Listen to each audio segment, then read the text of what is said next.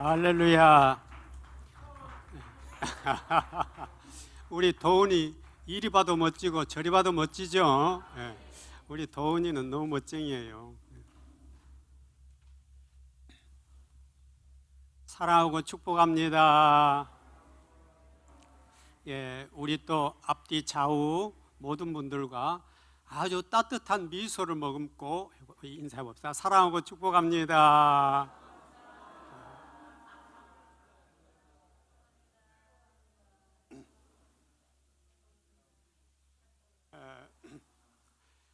오늘 또 기쁨이 넘치죠.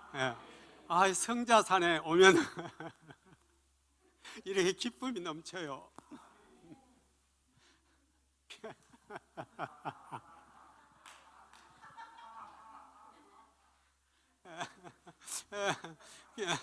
기쁨의 영이 오신 분들은 웃으세요.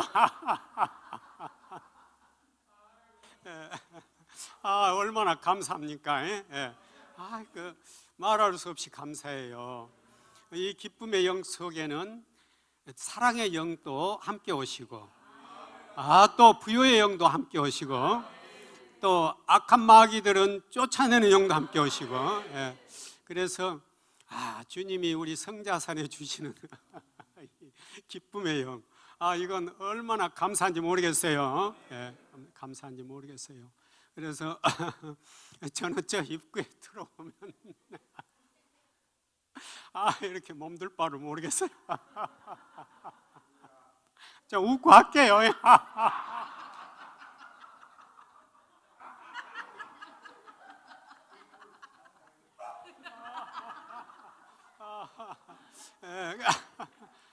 주님 감사합니다.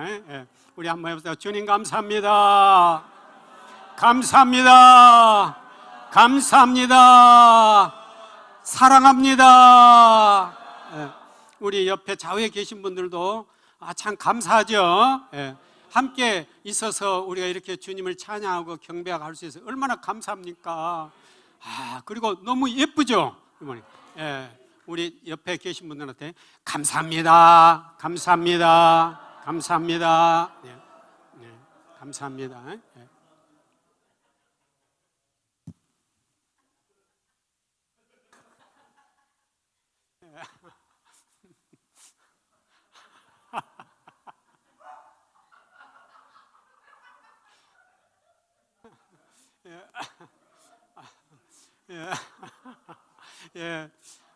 이 기쁨의 영이 너무너무 넘쳐가지고 어쩔 바를 모르겠습니다만은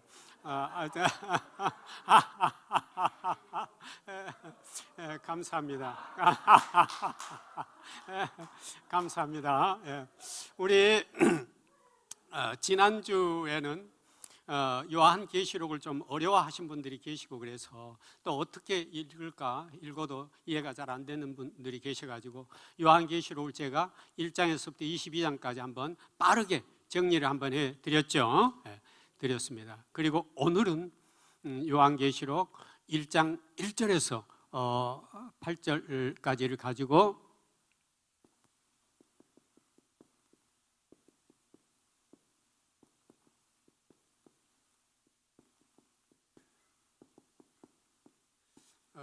예수 그리스도의 계시, 지난주에 1 했으니까 오늘은 2 해서 한번 말씀을 나누도록 하겠습니다. 우리가 성경 말씀을 함께 심령으로 먹으면서 은혜를 나눈다는 것은 축복 중에 축복이지 않습니까? 그런데 그 중에서도 특히 이제 말세의 때를 준비하게 하기 위해서 반모섬에 있는 요한 사도에게 예수님께서 직접 주신 그 귀한 생명의 말씀을 우리가 함께 심령으로 먹고 은혜를 나눈다는 것은 말할 수 없는 축복이에요. 또 그 중에서도 뽑아서 택하여 이곳에 모신 사랑하는 우리 성도님들과 함께 성자산 성석교회에서 주님의 생명을 함께 먹고 마신다는 것은 얼마나 큰 축복입니까? 말할 수 없는 축복이죠. 사실 초대교회 시절 로마 시대 때 말이죠. 초대교회는 너무너무 어려웠어요. 사도 요한은 어디로 유배 갔었습니까? 반모섬이요. 이 반모섬. 소아시아에서 좀 멀리 떨어져 있는 조그마한 지도상에 보면은 그 섬으로 유배를 보냈어요. 그러니까 어떻게 생각하면은 그 지도자가 그곳으로 가 유배 중이고 초대 그리스도인들은 여러 가지 그 공격들이 많았어요. 어디에 공격이 있었을까요? 노마의 공격이 말할 수 없이 컸죠. 핍박 말이죠. 노마의 핍박이 말할 수 없이 많았어요. 우리가 잘 알다시피 노마의 그 무슨 황제요? 아주 좀 악랄했던 황제. 잘 알죠. 예, 네로 황제. 예. 네로 황제는 AD 64년에 일어났던 그 노마의 대화재를 기독교인들한테 덮어 씌워가지고 기독교인들을 잡아다가 죽이고 또 사자의 밥을 만들고 이런 무서운 그런 형벌을 가하기 시작했어요. 얼마나 정말 그 당시 자기가 믿음을 지킨다는 게 힘들고 어려웠겠습니까? 그런가 하면은 또 유대교, 이 유대교의 핍박도 많았어요. 유대교도들의 핍박도 많았죠. 유대교도들도 그리스도인들을 자꾸 핍박했고 또는 밀고를 해가지고 그리스도인들을 잡아가도록 만들고 말이에요. 그랬어요. 그런데다가 그 다음에 이단들, 거기 나옵니다마는 우리가 에베소 교회에 보면 나오지 않습니까? 니골라당이라는, 이 니골라당이라는 이러한 대표적인 이단인데요. 이런 이단들의 또 미혹도 말할 수 없이 많았어요. 이 니골라당의 특징은 뭐냐면요, 너희는 예수 그리스도의 보혈로 구원을 받았으니 이제 한번 구원받은 사람은 영원히 구원받으니 마음대로 살아도 돼. 우상도 섬기고 그리고 음란한 행위도 해도 되고 해도 돼. 이제 너희들이 영원히 구원받은 거야. 이렇게 속이는 것이죠. 이렇게. 그러나 우리는 절대 그게 아니지 않습니까? 이러한 로마의 핍박, 유대교의 또 핍박, 이단들의 미혹, 이러한 삼중으로 쌓인 그러한 어려운 시대적 상황 속에서 그리스도인들은 믿음을 지켰어야 했어요. 그러므로 순교를 각오하지 않으면은 정말 기독교를 유지하기가 힘든 그런 상황이었죠. 그래서 결국 기독교인들이 택해서 간 곳이 있으니 노마의 이제 성지순례 가면은 한번 거치는 여정 중에 한 곳입니다만은 뭐가 있습니까? 카타콤 또는 카타콤베, 카타콤 또는 카타콤베, 카타콤 또는 카타콤베, 이것은 여기 이 속으로 들어갔어요. 그런데 사실은 이 카타콤은 뭐냐면요, 무덤인데요, 지하 무덤이에요. 지하 무덤이에요. 땅 속으로 파고 들어가서 그 속에다 사람을 매장했던 곳인데요, 결국 기독교인들이 어디로 피할 수가 없어요. 지상에 있으면 다 잡아다가 죽이거나 사자 밥으로 던져 넣거나 아니면은 고문을 가하거나 말할 수 없는 어려움을 당했기 때문에, 그래서 이 카타콤으로 들어갔어요. 이 카타콤 또는 카타콤베는 뭐냐면은 무덤 곁에서, 이런 의미가 있어요. 무덤 곁에서, 그런 의미예요. 그러니까 무덤 속으로 들어가서 무덤 곁에서 사는 것입니다. 그러므로 이 카타콤은 그들의 뭐가 되는 겁니까? 여기서 예배를 드려요. 그들의 교회예요. 그런가 하면 그들의 집이에요. 그런가 하면 그들의 무덤이에요. 그들의 교회요, 그들의 집이요, 그들의 무덤이에요. 이제 가보신 분들도 계실 거고 앞으로 한번 가보면 꼭 카타콤베를 한번 들려보십시오. 그러면 사실은 햇빛도 들어오지 않죠. 깜깜한 지하 동굴 속에서 무덤이기 때문에, 그래서 그 사람이 죽으면은 여기저기다가 매장한 사람도 있지만 또는 그럴 수 없는 처지가 되면은 시신을 그냥 놨다고 그래요. 그러니까 그 시신이 있는 그 가까운 곳에서 그냥 자고 예배드리고 이렇게 했던 겁니다. 이곳을 저도 가보면서 오늘날 우리는 얼마나 편하게 신앙생활을 하고 있는가 하는 회개가 됐어요. 회개가 됐어요. 정말. 예수님을 배반할 수 없었어. 나는 내 목숨 죽는 한이 있어도 주님을 섬기리라, 이런 각오로 저 카타콤에 들어가서 거기서 생을 마감한 사람들이 많았어요. 햇빛 하나 들어오지 않죠. 양식은 어떻게 구하겠습니까? 그러니까 병도 빨리 들 수밖에 없고, 또 양식이 없으면 먹을 것도 없고, 그러니 거기서 정말 일찍 죽어간 사람들이 얼마나 많이 있겠습니까? 또는 발각되면 가서 죽어야만 했고요. 이렇게 믿음을 지킨 바로 그 신앙의 유적지가 바로 카타콤이에요. 오늘 우리는 이 성자산 성속교회에서 예배하고 있는 시간이 얼마나 축복인지 모릅니다. 얼마나 축복인지 몰라요. 감사해야 돼요. 감사해야 돼요. 너무너무 감사해야 돼요. 감사해야 돼요. 이러한 시대적 정황 속에서, 이러한 지리적 환경 속에서 그들은 믿음을 지켜 나갔던 것입니다. 그리고 또 하나 정말 어려웠던 것은 10대 도미티아누스 황제 때부터는 말이죠, 뭐가 또 있었냐면 황제 숭배, 황제를 숭배하라. 여기에 머리를 숙이지 아니하고 믿지 아니한 자는 무조건 잡아다가 죽여라 했어요. 그런데 그 당시 소아시아에는 이 로마가 통치하고 있는 지역 중에서 문화와 경제가 아주 발달했던 곳이에요. 문화, 경제를 주도했던 지역이 소아시아예요. 우리가 7교회가 소아시아에 있지 않습니까? 에스버드, 사빌라 그 7교회가 말이죠. 그런데 이제 드디어 로마 황제가 자기의 권한을 유지하고 확대시키기 위해서 황제 숭배, 예를 들어 동상을 만들어 놓고 거기에 절하지 않는 자는 무조건 잡아다 죽이는 것이죠.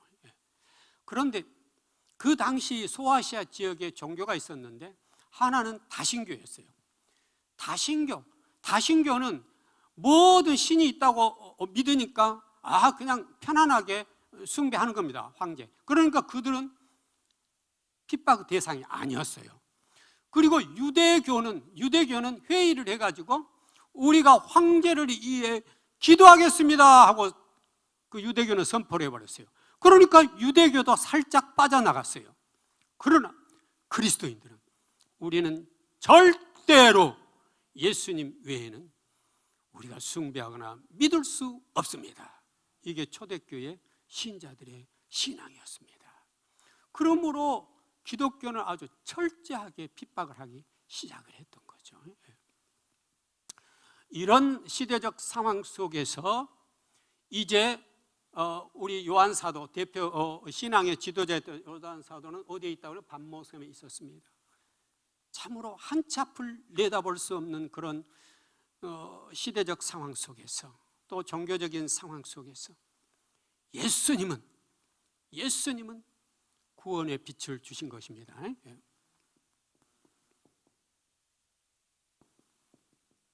구원의 빛을 요한 사도를 통해서 그리스도인들에게 비춰주는 것입니다. 너희들이 로마의 핍박을 받고 있고 유대교의 탄압을 받고 있고, 그리고 그 이단들의 미혹을 받으면서 정말 어찌할 바 모르는 그런 시대적 상황 속에 있지만 내가 너희들에게 생명의 말씀, 진리의 말씀, 축복의 말씀을 주겠노라 하고 준 말씀이 바로 뭐라고요?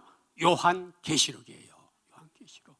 그러니까 요한계시록은 말할 수 없는 축복이죠. 말할 수 없는 축복이에요. 그래서 요한계시록은 심판의 책이 아니라 뭐라고 그랬습니까? 회개하고 주님 앞에 돌아오라라는 말씀이에요.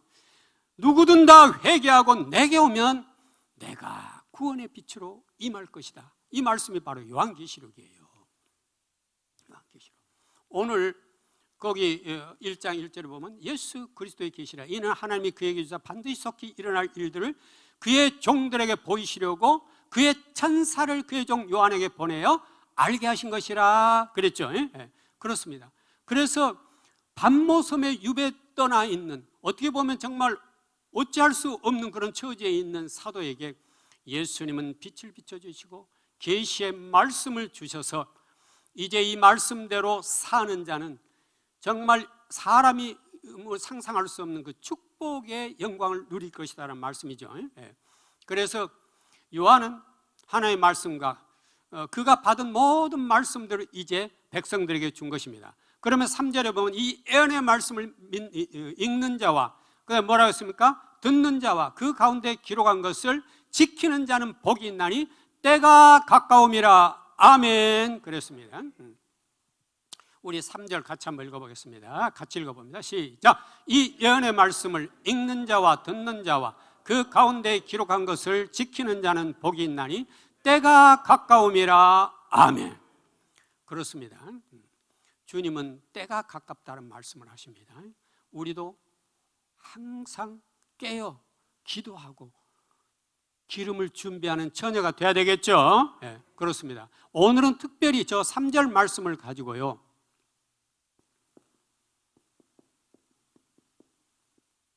복 받는 자라고 요한계시록에서 7번 복 받는 경우를 말씀하고 있어요. 그래서 이걸 중심으로 오늘은 말씀해 보겠습니다.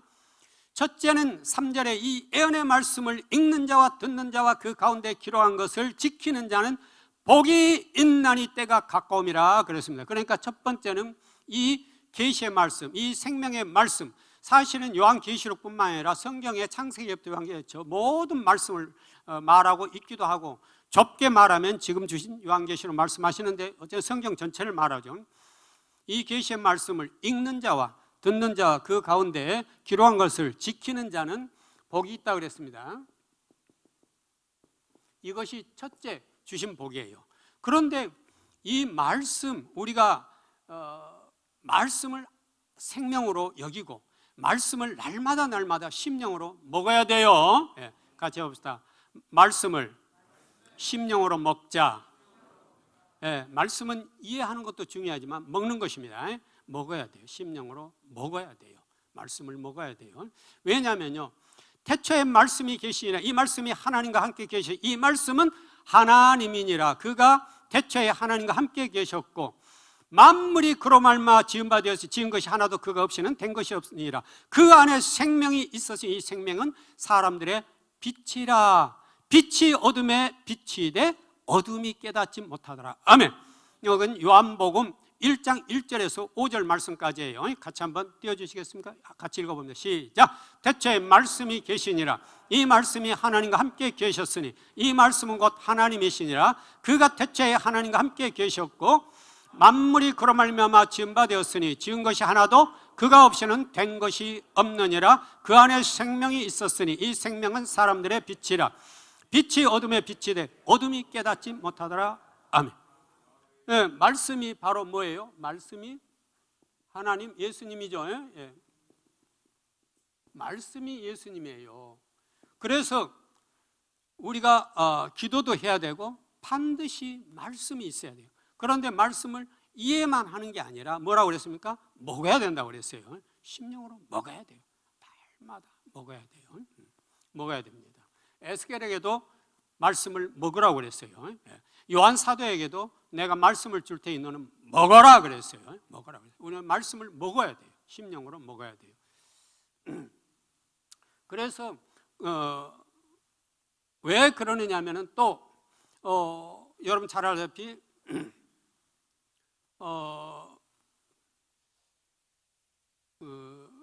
말씀이 육신이 돼요. 그 어디입니까? 그거는 말씀이 육신이 돼요. 떠오르죠? 요한복음 1장 14절 말씀이죠.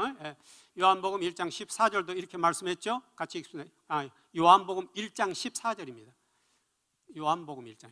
나왔습니다. 시작. 말씀이 육신이 되어 우리 가운데 거하심에 우리가 그의 영광을 보니 아버지의 독생자의 영광이요 은혜와 진리가 충만하더라 그랬습니다.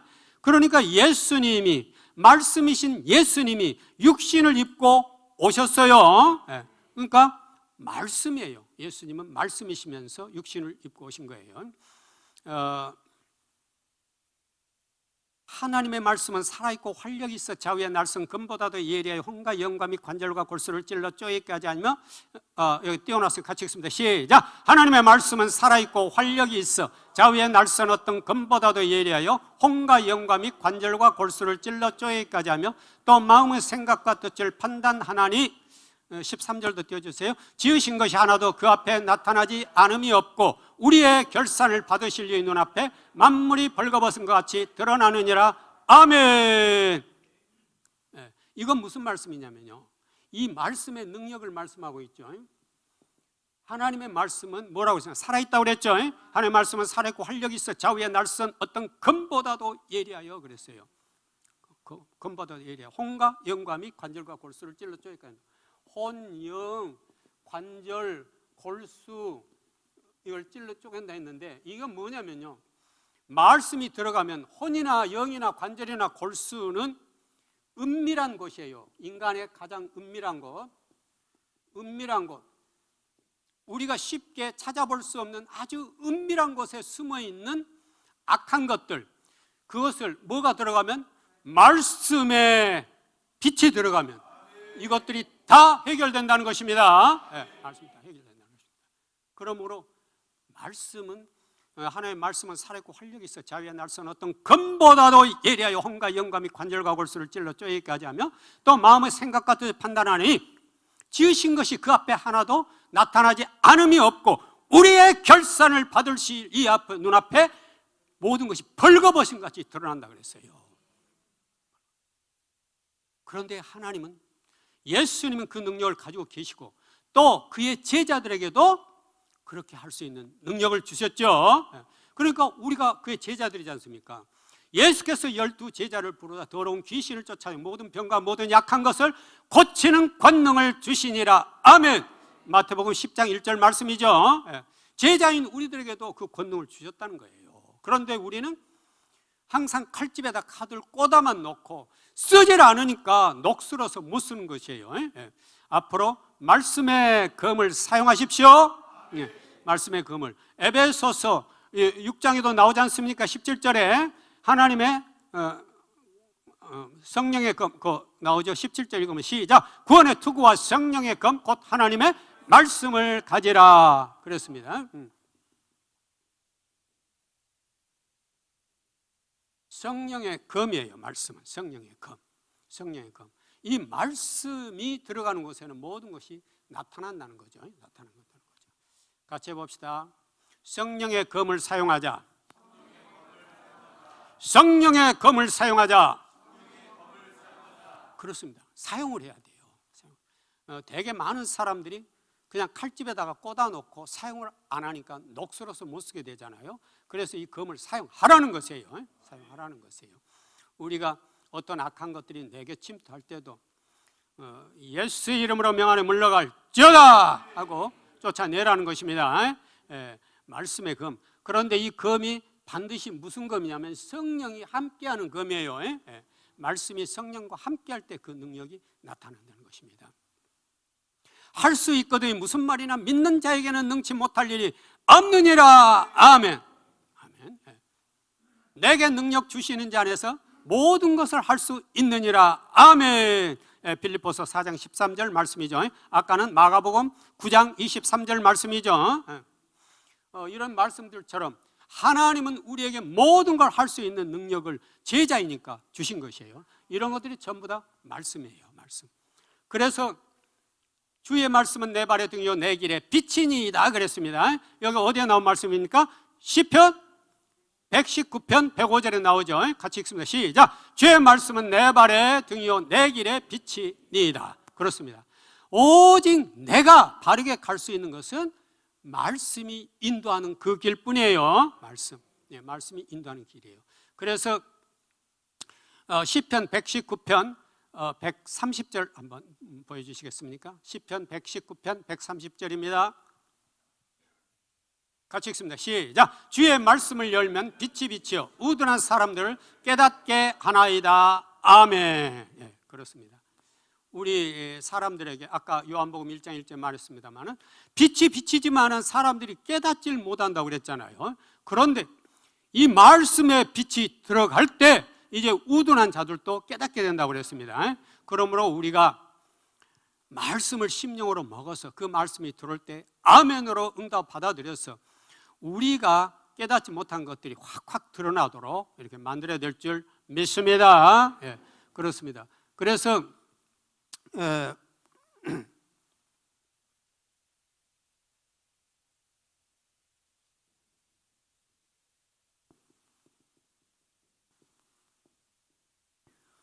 고린도후서 10장 4절에서 6절 한번 띄워주시겠습니까? 고린도후서 10장 4절에서 6절입니다. 같이 읽습니다. 시작. 우리의 싸우는 무기는 육신에 속한 것이 아니요 오직 어떠한 경관진도 무너뜨리는 하나님의 능력이라. 모든 이론을 무너뜨리며 하나님 아는 걸 대적하여 높아진 것을 다 무너뜨리고 모든 생각을 사로잡아 그리스도에게 복종하게 하니 너희 복종이 온전하게 될 때에 모든 복종하지 않는 것을 벌하려고 준비하는 중에 있노라. 아멘. 사실 이 말씀이 들어가야 되는 곳이 바로 우리 개인들에게 있어서는 이 견고한 진이에요. 견고한 진. 우리 속에 견고한 진들이 있어요. 우리 속에 견고한 진들이 있는데 예를 들어 말하면 뭐 우울의 영이 자리 잡고 있다든가 아니면은 음란의 영이 깊이 박혀 있다든가 아니면 탐욕의 영 또는 우상의 영, 이런 것들이 우리가 무관심하고 있는 사이에 우리 속에 깊은 곳에 꽉 자리하고 있어요. 이런 것들을 일컬어서 뭐라 한다고요? 견고한 진이라고 그래요. 견고한 진이라는 것은 전쟁 때의 그 요새지 아닙니까? 요새지. 그 군인들이 높은 곳에서 굴을 파고 다 이렇게 숨어서 적군이 오나 안 오나 보는 곳이죠. 잘 발견되지 않은 곳이 진이잖아요. 사람 속에도 그 진이 있어요. 악한 것들은 그 진을 형성하고 있는 거죠. 우리의 위에 또는 뭐 장에 또는 뭐 간에 또는 어떤 머리에 또는 목에 이렇게 견고한 진들을 들고 있는 거죠. 그런데 이런 것들도 결국은 뭐가 들어가야 되겠어요? 성령의 검, 성령의 검, 이것으로 파쇄해야 되겠죠. 파쇄해야 된다는 얘기입니다. 우리의 싸우는 무기는 육신에 속한 것이 아니고 오직 어떠한 경관진도 무너뜨리는 하나님의 능력이라 그랬습니다. 그래서 우리가 알게 모르게 우리 속에 이 경관진들을, 악한 것들은 들고 10년, 20년, 30년 견디고 있는 것들이 있다, 이런 얘기예요. 그래서 예수님은 우리들에게 이런 것들을 다 말씀의 검으로 쳐내라는 거죠. 그래서 우리가 이렇게 같이 있을 때는 잘 모르는데 혼자 있으면 괜히 우울해지면서 살고 싶지 않는 그러한 극단적인 생각이 들 때까지 드는 사람들도 있잖아요. 사람들은 이해하지 못하죠. 그러나 자기 본인은 알잖아요. 내가 왜 이럴까? 바로 그것은 이러한 영들이 속에 자리 잡고 있어가지고 그렇게 무서운 생각을 주는 거죠. 그러므로 우리는 뭐 하라고요? 말씀을 심령으로 자꾸 먹고, 그리고 그 말씀의 검으로 쳐내야 된다, 이런 말씀입니다. 그래서 실질적으로 우리는 영적 전쟁에서 승리하는 삶을 살아야 돼요. 그 다음에 이제 두 번째 복이 뭐냐면요, 그래서 우리는 이 예언의 말씀을 읽는 자와 듣는 자와 그 가운데 기록된 것을 지키는 복이 있다고 그랬습니다. 두 번째는요, 계시록 14장 13절을 한번 띄워주시겠습니까? 같이 읽어봅니다. 시작. 또 내가 들으니 하늘에서 음성이 나서 이르되 기록하라. 지금 이후로 주 안에서 죽는 자들은 복이 있도다 하시매 성령이 이르시되 그러하다. 그들이 수고를 그치고 쉬리니 이는 그들의 행한 일이 따름이라 하시더라. 아멘. 거기에서 간략하게 줄이면 주 안에서 죽은 자, 죽은 자가 복이 있어요. 주 안에서 죽은 자가. 두 번째는요. 같이 해봅시다. 주 안에서 죽은 자는 복이 있다. 네, 주 안에서 죽은 자가 복이 있어요. 주 안에서 죽은 자가. 그러니까 순교자는 말할 수 없이 복이 있고 끝까지 믿음을 지키고 죽은 자도 복이 있어요. 복이 있어요. 복이 있어요. 복이 있어요. 예수님은 우리 성자산 성숙교회 가족들을 뽑고 뽑아서 7번 뽑아서 여기에 앉혀놓으라 말씀하셨어요. 대언에서요. 왜 그랬을까요? 그냥 그랬을까요? 아니에요. 사랑하는 우리 성자산 성숙교회 가족들 전부 다 용사로 만들어서 내가 주 안에서 죽어도 주님 증거하다 죽으리라, 이런 결단의 용사를 만들고 싶으신 거예요. 네. 그래서 주 안에서 죽은 자 복이 있어요. 다섯째 일을 떼일 때에 내가 들으니 하나님의 말씀과 그들이 가진 증거로 말미암아 죽임을 당한 영혼들이 제단 아래에 있어 큰 소리로 불러 이르되 거룩하고 참되신 대주제여 땅에 거하는 자들을 심판하여 우리 피를 갚아주지 아니하시기를 어느 때까지 하시려 하나이까 하니 각각 그들에게 흰 두루마기를 주시며 이르시되 아직 잠시 동안 쉬되 그들의 동무 종들과 형제들도 자기처럼 죽임을 당하여 그 수가 차이까지 하라 하시더라. 아멘. 이거 어디에 나온 말씀입니까? 요한계시록 6장 9절에서 11절 말씀이에요. 요한계시록 6장 9절 10절 같이 읽습니다. 시작. 다섯째 인을 떼실 때에 내가 보니 하나님의 말씀과 그들이 가진 증거로 말미암아 죽임을 당한 영혼들이 제단 아래에 있어 큰 소리로 불러 이르되 거룩하고 참되신 대주제여 땅에 거하는 자들을 심판하여 우리 피를 갚아주지 아니하시기를 어느 때까지 하시려 하나이까 하니 각각 그들에게 흰 두루마기를 주시며 이르시되 아직 잠시 동안 쉬되 그들의 동무 종들과 형제들도 자기처럼 죽임을 당하여 그 수가 차이까지 하라 하시더라. 아멘. 거기에서 죽임을 당한 자들에게 예수님은 바로 천사들에게 뭘 갖다 주라고 그랬어요? 흰 두루마기. 흰 두루마기.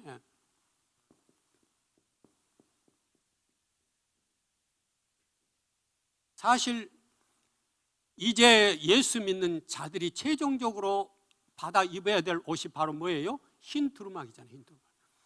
이거 입으면 천국 백성이라는 증거예요. 이거 입으면 흰 두루마기.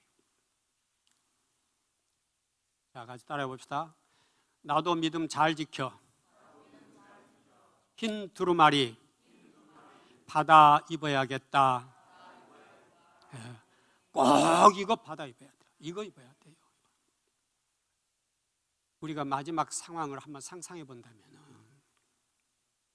예복 흰 두루마리 예복을 받아 입고 할렐루야 하고 올라가는 자들이 있는데 받지 못하고 밑에서 깜짝 놀래가지고 받을 줄 알았는데 내게는 그 옷이 주어지지 않자 발 동동 구르면서 엄마 아빠 또 누구 누나 그 상황을 생각한다면 기가 막히잖아요. 기가 막히잖아요. 우리는 이 땅에서 남들 세상 사람들이 바라보는 성공 100가지 중에 한 가지 안 해도 됩니다. 단지 뭘 해야 돼요? 마지막 흰 두루마리 입고 하늘 날아가면 그게 100% 성공한 것입니다. 100% 성공. 그게 100% 성공이에요. 우리는 남의 빌딩 부러워할 것도 없어요. 우리는 남 권세 부러워할 것도 없어요. 우리는 성자산에서 열심히 예배드리다 주님 오시는 날 흰 두루마리 입고 할렐루야 찬양 올라가면 되는 것입니다. 이거면 돼요. 이거. 그래서 주 안에서 죽은 자들이 복이 있습니다. 그 다음에 세 번째는요. 또 간증이 있어가지고 빨리 해야 되겠네요. 계시록 16장 15절 한번 띄워주시겠습니까? 계시록 16장 15절입니다. 같이 읽습니다. 시작. 보라 내가 도둑같이 오리니 누구든지 깨어 자기 옷을 지켜 벌거벗고 다니지 아니하며 자기의 부끄러움을 보이지 아니하면 복이 있도다. 아멘. 여기도 자기의 부끄러움을 보이지 아니하는 자, 이게 복이 있어요. 자기의 부끄러움을 보이지 아니하는 자. 그러니까 이것도 이거 거의 같은 말이네. 내가 뭘 입었다는 거예요? 구원의 옷, 공의의 겉옷, 그리고 흰 두루마리. 이런 걸 입었다는 얘기예요. 예. 흰 두루마기를 입었으니까 부끄럽지 않는 거예요. 예. 이걸 못 입으면은 이건 정말로 부끄러운 거죠. 그것은 벌거벗고 있는 거랑 똑같아요. 두루마기 못 입는 것은. 그래서 이걸 꼭 입어야 된다는 얘기입니다. 예. 입어야 된다는 얘기입니다. 그 다음에 네 번째는 요한계시록 19장 9절 한번 띄워주시겠습니까? 요한계시록 9절입니다. 같이 읽습니다. 시작. 전사가 내게 말하기를 기록하라. 어린 양의 혼인잔치에 청함을 받은 자들은 복이 있도다 하고 또 내게 말하되 이것은 하나님의 참되신 말씀이라 하기로. 아멘. 어디에 초청받아야 됩니까? 어린 양의 혼인잔치에. 어린 양의 혼인잔치에 꼭 초청받아야 됩니다. 네, 우리 혼인잔치에 꼭 초청해요. 우리가 즐거워하고 그에 기뻐하며 그에게 영광을 돌리세요. 어린 날에 혼인날이 이르렀고 그에게 빛나고 깨끗한 세마포옷을 입도록 하셨으니 이 세마포 옷은 성도들의 옳은 행실이로다. 아멘. 7절과 8절 한번 띄워주시겠습니까? 방금 거기 9절 앞에 7절 8절 19장 같이 읽습니다. 시작. 우리가 즐거워하고 그에게 기뻐하며 그에게 영광을 돌리세. 어린 양의 혼인 기약이 이르렀고 그의 아내가 자신을 준비하였으므로 그에게 빛나고 깨끗한 세마포옷을 입도록 허락하셨으니 이 세마포옷은 성도들의 옳은 행실이로다 하더라. 아멘. 네, 그렇습니다. 우리가 믿음으로 세마포옷은 받긴 받습니다. 믿음으로 받는데 그 다음에 성령을 받은 사람, 믿음이 성령을 받은 사람은 내가 하지 말라 해도 옳은 행실을 하게 되어 있는 거예요. 그래서 더 빛나고 깨끗한 흰옷을 받게 되는 것이에요. 우리가 행위로 구원받는 건 아니에요. 믿음으로 구원을 받는데 받고 나면 성령이 임한 사람은 하지 말라 해도 선한 행실을 할 수밖에 없는 것이에요. 선한 일을 행한 자는 생명의 부활로, 악한 일을 행한 자는 심판의 부활로 나오리라 했잖아요. 그래서 어린 양의 혼인잔치에 반드시 참여하는 자가 되어야 됩니다. 그 다음에 다섯 번째는요, 계시록 20장 4절 한번 띄워주시겠습니까?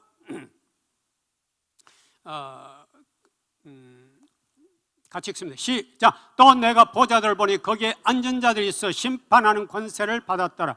또 내가 보니 예수를 증언함과 하나님의 말씀 때문에 목배임을 당한 자들의 영혼들과 또 짐승과 그의 우상에게 경배하지 아니하고 그들의 인마와 손에 그의 표를 받지 아니한 자들이 살아서 그리스도와 더불어 1000년 동안 왕노릇하니. 5절입니다. 그 나머지 죽은 자는 그 1000년이 되기까지 살지 못하더라. 이는 첫째 부활이라. 아멘. 6절도 띄워주세요. 6절입니다. 이 첫째 부활에 참여한 자들은 복이 있고 거룩하도다. 둘째 사망이 그들을 다스리는 권세가 없고 도리어 그들이 하나님과 그리스도의 제사장이 되어 1000년 동안 그리스도와 더불어 왕노릇하리라. 아멘. 어디에 참여해야 된다고 그랬습니까? 방금 내용 딱 첫째 부활이에요. 그렇죠? 첫째 부활.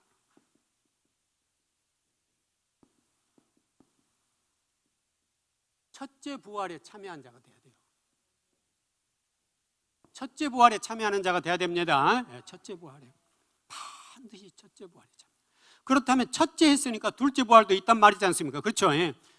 둘째 부활은 어느 때 있느냐면 백보자 심판 전에 둘째 부활이 있어요. 그래서 그들은 주님 앞에서 심판을 받게 돼요. 요한계시록 20장 11절에 15절에 보면 백보자 심판이 있잖아요.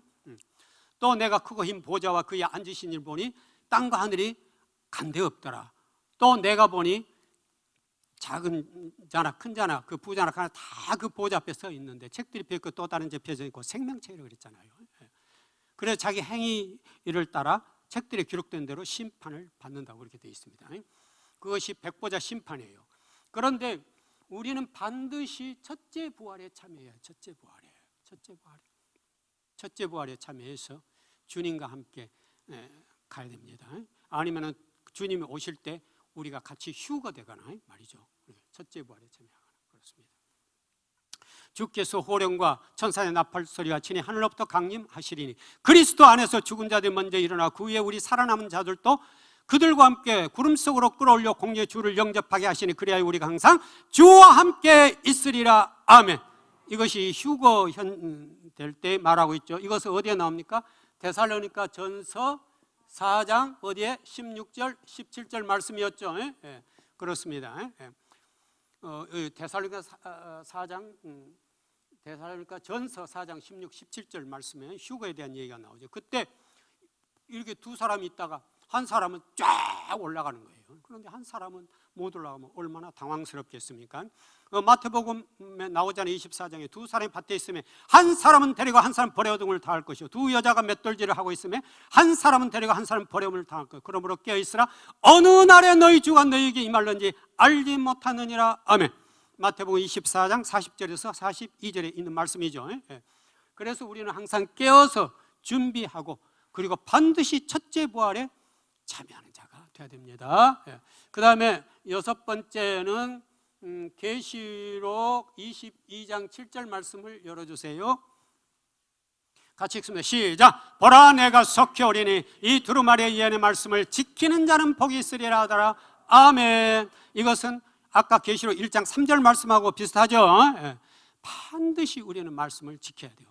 영혼 없는 몸이 죽음같이 행함이 없는 믿음은 죽은 것이니라. 아멘. 이건 어디에 나온 말씀입니까? 야고보서 2장 26절에 나온 말씀이죠. 오늘 시간이 간증이 있기 때문에 제가 빨리 하지만 이해해 주십시오. 그 다음에 마지막 이제 일곱 번째입니다. 이것은 계시록 22장 14절을 한번 보여주시겠습니까? 계시록 22장 14절입니다.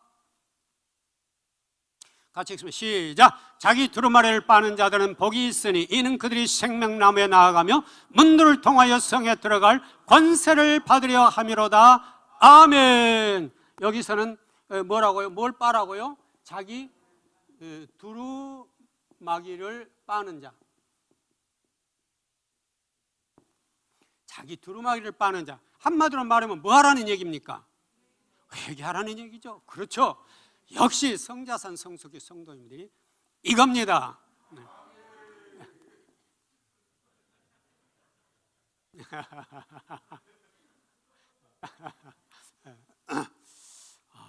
회개하라는 것이에요. 회개하라는 것이에요.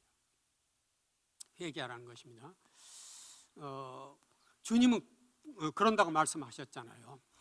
이 땅에 한 사람이 회개하면 하늘에서는 회개할 것 없는 의인 99으로 말미암아 기뻐하는 것보다 더 하리라. 아멘. 이거 어디에 나온 말씀이었습니까? 누가복음 15장 7절에 나왔죠.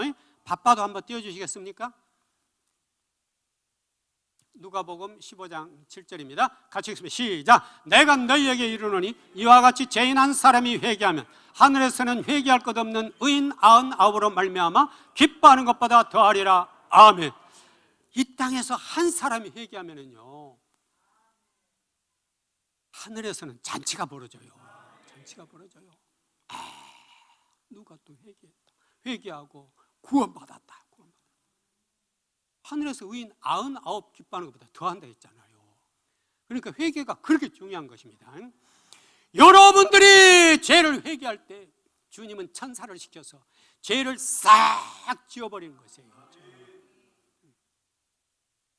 그가 빛 가운데 계신 같이 우리도 빛 가운데 행하면 우리가 서로 사귐이 있고 그 아들 예수의 피가 우리를 모든 죄에서 깨끗하게 하실 것이요. 요한일서 1장 7절 말씀에 한번 띄워주시겠습니까? 같이 읽습니다. 시작. 그가 빛 가운데 계신 것 같이 우리도 빛 가운데 행하면 우리가 서로 사귐이 있고 그 아들 예수의 피가 우리를 모든 죄에서 깨끗하게 하실 것이요. 아멘. 실제 있죠? 그렇습니다.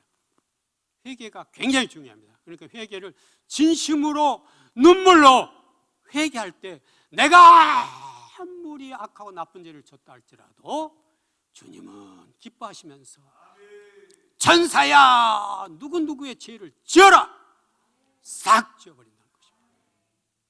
얼마나 감사합니까? 얼마나 감사합니까? 사실 우리가 주님 앞에 있는 모습 그대로 죄 다 보인다면 눈 뜨고 우리가 살 수 있겠어요? 못 살죠.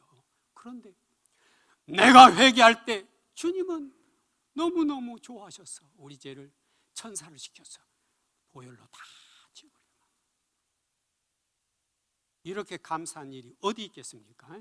오늘 간증이 있어서 여기까지만 합니다만 이렇게 우리가 복받을 수 있는 걸 요한계시록에서는 7가지를 방금 말했습니다.